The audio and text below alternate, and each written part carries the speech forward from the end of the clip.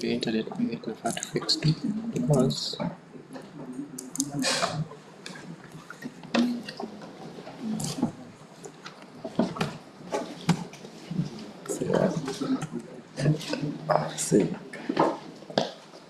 any boundary me? Any boundary. Jadi usingizi unanianza. Using the laptop. Using the laptop.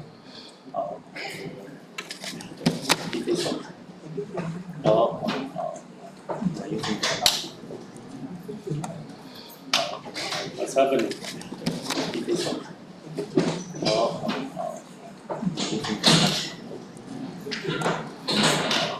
What's happening?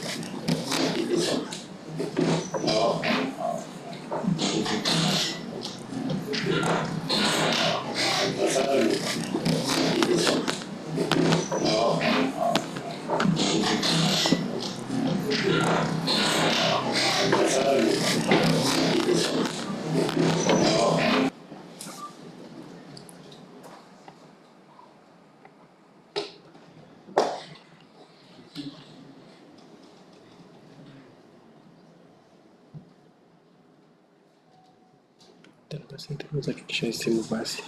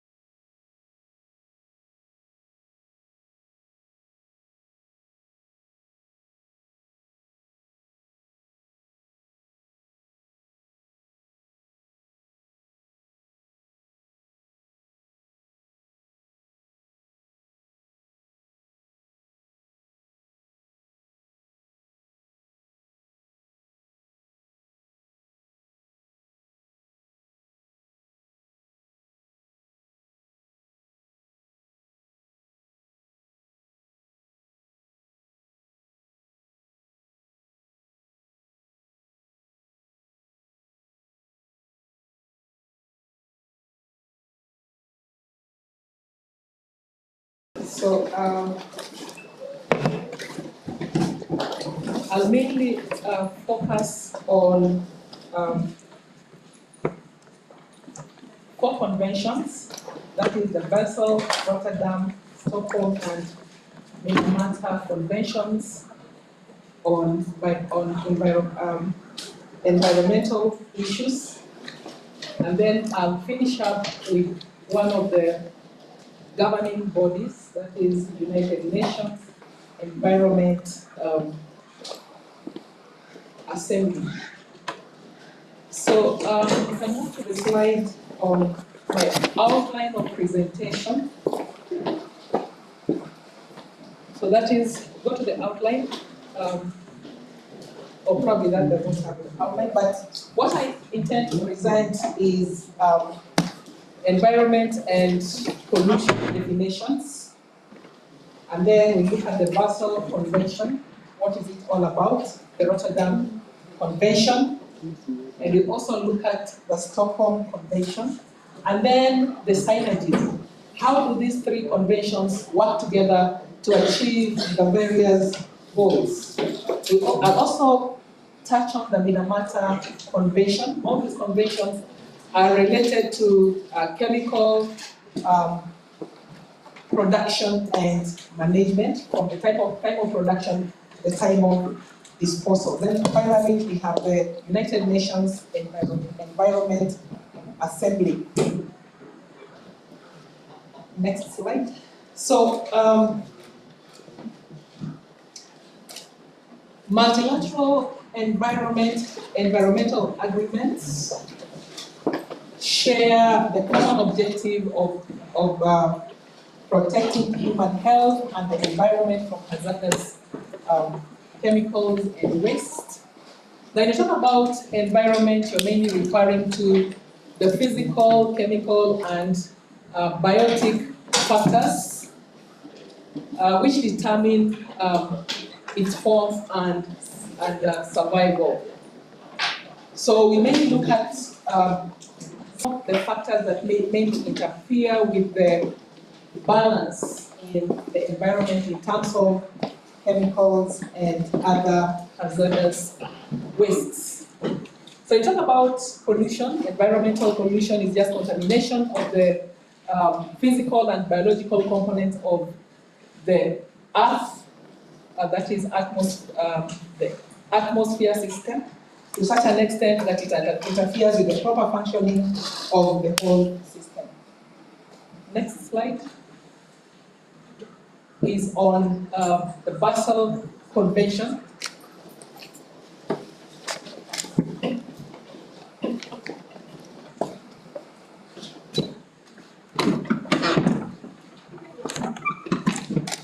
The Basel Convention, which is on the control of transboundary movement of hazardous wastes and their disposal. So this convention was mainly called to ensure that hazardous wastes are properly transported with the knowledge of members of various communities or parties taking part in receiving, importing the chemicals, and also the exporters of the chemicals. So as we look at this, we should be asking ourselves, what are hazardous wastes? Hazardous wastes are explosive, they are flammable, they are reactive, they are poisonous, infectious, corrosive, toxic, or they are ecotoxic. So what triggered the convention? So this was due to the awakening environmental awareness and corresponding tightening of environmental regulations in the industrialized world in the 70s and 80s. So the awareness increased public resistance to the disposal of hazardous wastes, especially in the developed countries or the industrialized countries. So the ordinary people resisted the disposal of waste in their communities, and this was mainly referred to as not in my backyard syndrome, where everybody refused to see any hazardous wastes being disposed near where they stay. So what did this lead to? So to try and curb the disposal of wastes, there was escalation of disposal costs to the manufacturers, and this led to the manufacturers looking for cheap methods or cheap means of disposing of their hazardous waste, and they did this by disposing the hazardous waste to countries with less developed and countries which are less developed, and regulations and enforcement mechanisms were lacking. And some of those countries were in the Eastern Europe, and of course, Africa is also one of them. So the Basel Convention was adopted in 1989 by the Convention of Representatives in Basel, Switzerland, and that is where the name Basel Convention comes from. And it was enforced on 5th May 1992. So it was mainly in response to a public outcry following the discovery in the 80s in Africa and other parts of the developing world of deposits of toxic wastes imported from abroad. So you find that the developed countries took advantage of lack of knowledge of the developing countries to secretly bring toxic waste and deposit them, for instance, in seas closer to some of those countries. Now, what was the objective of this convention? It was it is to protect human health and environment against the adverse effects of inappropriate management of hazardous wastes worldwide. So that is the importance of this convention. Otherwise, without it, we find that probably there will be still rampant disposal of harmful wastes to the developing countries. So this convention is the most comprehensive global treaty dealing with hazardous waste materials throughout their life cycle. That is from the time of production to the time of disposal. So the aims of this convention, aims and provisions, was the reduction of hazardous waste generation and the promotion of environmentally sound management of hazardous waste wherever the place of disposal. So it does not matter the place of disposal. And second provision is the restriction of transboundary movement of hazardous wastes, except where it is perceived to be in accordance with the principles of environmentally sound management. So, and the other provision is regulatory system applying to cases where transboundary movements are permissible. So in this particular case, then to transport some of these hazardous chemicals from one country to the other, especially countries that are party to this convention, then you had to seek consent. You have to inform the country that is going to receive the chemicals, the nature of the chemicals, how toxic, and then the other party can decide on whether they want to receive the chemicals or not, or whether they want to receive them in future or not. So they have to sign a consent agreement so that nobody is violated. So why was this convention necessary? So we know that at the moment there is a great growth in chemical production and trade, because we know that we need the chemicals for various uses, including probably manufacture. We can also talk about manufacture of plastics, manufacture of drugs, and such kind of chemicals. So it was because there was a rise in the production of those hazardous chemicals and especially pesticides. That was one of the reasons that led to this convention. And then some countries lacked adequate infrastructure to monitor the import and use of these chemicals. So these countries were mainly vulnerable. So to try and help these countries control what comes into the in and out, then this convention was brought together. Now, it was also held in response to,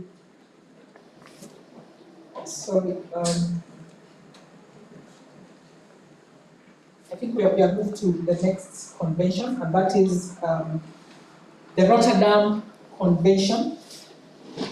And the Rotterdam Convention is the one that dealt with hazardous chemicals. So the question is, why was it necessary? So I say it's because of growth in the production of hazardous chemicals and pesticides, and also the fact that some countries, especially the developing countries, lacked adequate infrastructure to monitor the import and use of some of these hazardous chemicals. And also, This convention was in response to the concerns by FAO, which launched the International Code of Conduct on the Distribution and Use of Pesticides. This is a Food and Agriculture Organization. So it is mainly concerned with food, and therefore there was concern that the pesticides that were being used had, they are absorbed by various crops and therefore consumed by human beings, and therefore they are negative effect. So it is also in response to the concerns. UNEP established the London guidelines for the exchange of information on chemicals in international trade. So in 1989, the two organizations, that is FAO and UNEP, they jointly introduced the voluntary prior informed consent, the one I talked about, which could be used to guide in the import and export of the hazardous chemicals.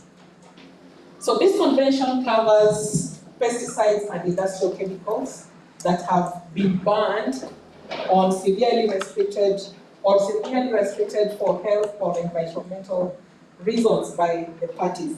So it also provides parties with a first line of defense against hazardous chemical wastes. Now, apart from those, it also promotes international efforts to protect human health and the environment, as well as enabling countries to decide if they want to import hazardous chemicals and pesticides listed in the convention. So it means that if a country has to do that, the parties are informed. You don't do it without prior knowledge. So this convention was adopted in 1998, again by a conference of representatives in Rotterdam, in the Netherlands, and that is where again the name Rotterdam comes from.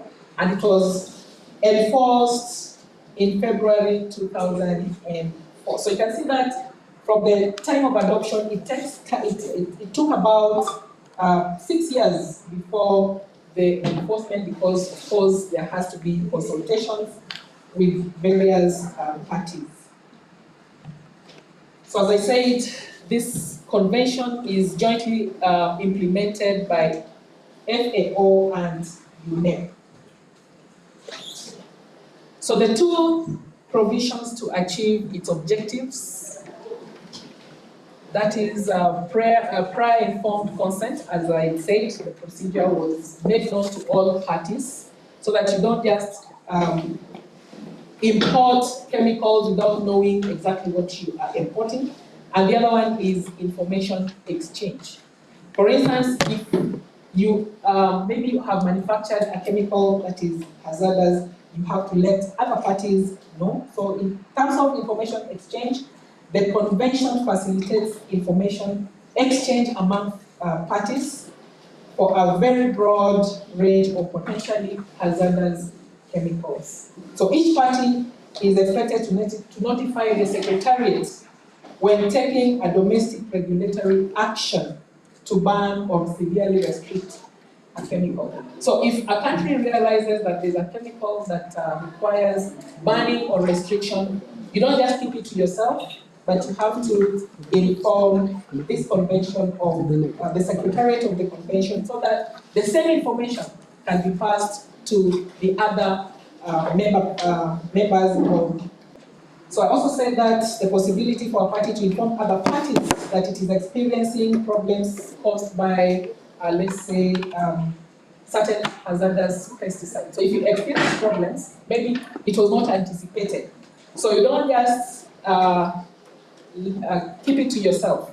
You have to communicate, exchange that information with other members of other parties of the convention. So to achieve the objectives, those are the two key provisions. prior informed consent procedure and information exchange. So that will ensure that there is control in the use or management of those hazardous chemicals. Now, the third convention is the Stockholm Convention. The Stockholm Convention was mainly on persistent organic pollutants. Was mainly on persistent organic pollutants.